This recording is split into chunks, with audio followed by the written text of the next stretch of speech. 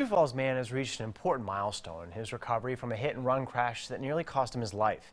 Doctors had to amputate his leg after he was run over while walking to the store. The crash happened in September 2017.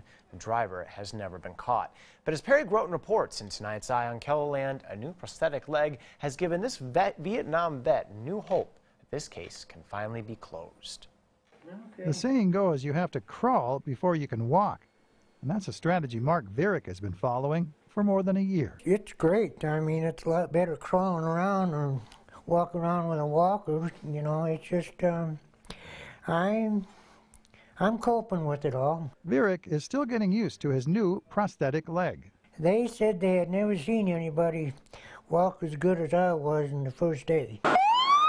Vierick lost his right leg below the knee when he was struck while walking across the street by a hit-and-run driver. I remember rolling down the street with my leg rolling past my head. Vierick's leg was so badly damaged by that crash, doctors had to wait weeks before they could fit him with the artificial leg. Told me they were going to have to take my leg off, and I thought it was already off.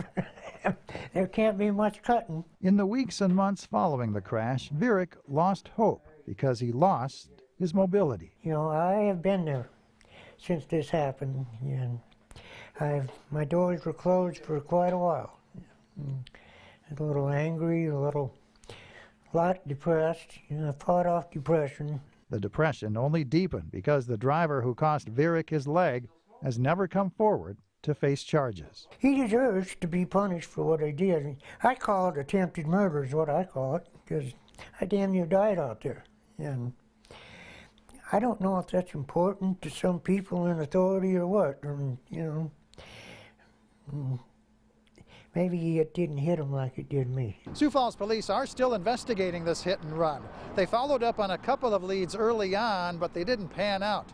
And the passage of time, now more than a year since that crash, isn't helping matters. The time frame that we're dealing with now is certainly plays a part in that because people's memories tend to fade. But if people happen to be in that area when it happened, if they saw anything unusual, if they know somebody, it might be a friend or a neighbor or somebody else, and maybe there was some unusual damage to the car. There's people out there that know who did it.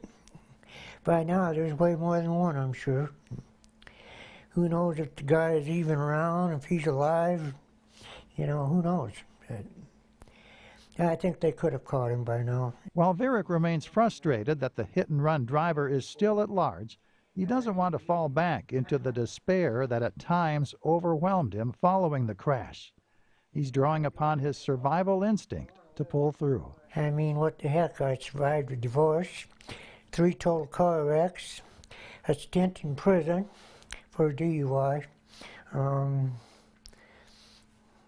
being dropped in a war zone when I was that young. Vierick credits the Sioux Falls VA with providing him the physical therapy and emotional support he needs. And the VA has been so good to me about this, and no complaints about them at all. They have been just great. And now that Vierick is able to walk again, he's vowing to keep hoping as he keeps moving. With Eye on KELOLAND, I'm Perry Groten. Inspiring story there.